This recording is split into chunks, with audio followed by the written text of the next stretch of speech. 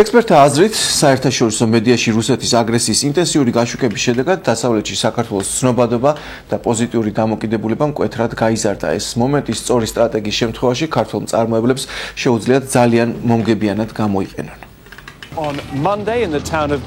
იმ ზიანის მიუხედავად, რაც ქართულმა ბიზნესმა ომის პერიოდში განიცადა, ექსპერტთა შეფასებით ომმა დადებითი ეფექტიც მოიტანა და ის ქართული მხარის მიერ საინფორმაციო ომის მოგებამ განაპირობა. საინფორმაციო წყაროები პრაქტიკულად ნებისმიერი მედია საშუალებები, ინტერნეტი თუ რაიმე ბრიფინგი იყო თუ რაიმე კონფერენცია იყო, ყველა იწყებდა საქართველოს თემით.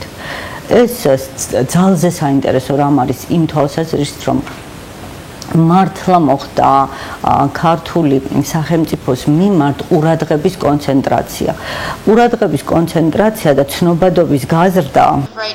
ყურადღების კონცენტრაციის გარდა განსაკუთრებული მნიშვნელობა იმასაც ჰქონდა, რომ მედია კონტექსტი ყველა შემთხვევაში ცალსახად პროქართული იყო. მილიონობით ადამიანს მთელ მსოფლიოში საქართველოსადმი კეთილგანწყობა ჩამოუყალიბდა, რაც ექსპერტთა აზრით ქართულმა ბიზნესმა ხელიდან არ უნდა გაუშვას. წმინდა ეკონომიური თვალსაზრისით ახლა შეიქმნა წარმოუდგენლად საინტერესო კონტექსტი ბიზნესისათვის, ქართული ბიზნესისათვის, რომელიც ექსპორტს ეწევა უცხოეთში. ამ ეფექტს ომის პერიოდშიც და მას შემდეგაც ქართველი ექსპორტიორები თვალნათლივ ხედავენ. ომის პირველ დღეებში თითქმის ყველა ბაზარზე სოლიდარობის ნიშნად ქართული ღვინოები უფრო მეტად იყიდებოდა, პრაქტიკულად თითქმის გაორმაგებული იყო მატერიალიზაცია, ვიდრე ჩვეულებრივ პერიოდში. მით უმეტეს აგვისტო არ ხასიათდება გაყიდვების მაღალი მაჩვენებლით, მაგრამ აგვისტოში იყიდებოდა ძალიან ბევრი, ანუ ორჯერ მეტი, ვიდრე ჩვეულებრივ პერიოდში. თბილღვინოში მიიჩნევენ, რომ დასავლეთის ბაზრებზე საქართველოსადმი კეთილგანწყობა იმდენად არის გაზრდილი, რომ ექსპორტის ტრადიციული პროდუქტის ღვინის გარდა ის პოტენციურად ყველა სხვა სეგმენტსაც მოიცავს და ეს მომენტი ქართულმა ბიზნესმა ხელიდან არ უნდა გაუშვას. კეთილგანწყობილ ადამიანთა სია მთელ მსოფლიოში მნიშვნელოვნად გაიზარდა და რაც თავარია ქართული პროდუქტების მიმართ, ასე ვთქვათ, მომხმარებლის ყურადღება ასევე გაზრდილი არის, როგორც ღვინის, ისე სხვა დამჩენი პროდუქტების მიმართ. საექსპორტოდ საუკეთესო ატმოსფეროზე საუბრობენ სარაჯიშვილის კონიაკის საწარმოში. აქტიური საომარი მოქმედებების პერიოდშიც კი კომპანიის პროდუქციისადმი ინტერესი მნიშვნელოვნად გაიზარდა.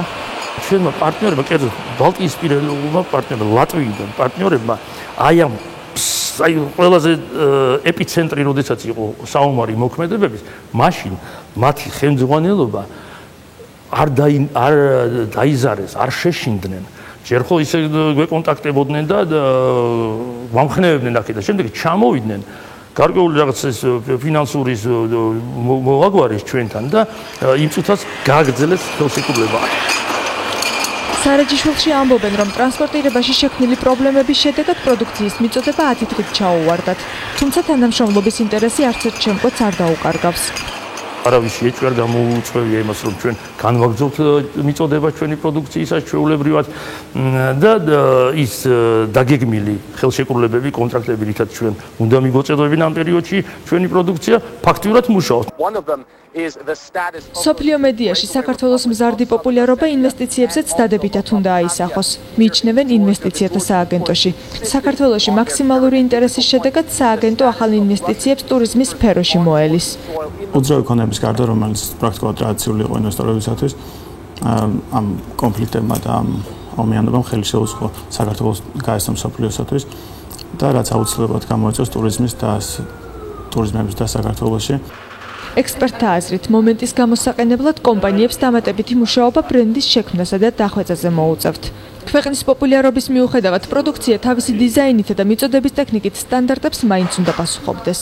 ეხლა კონტექსტი არის, რომ ქართულმა ბიზნესმა ექსპორტი სრულიად გაზარდოს.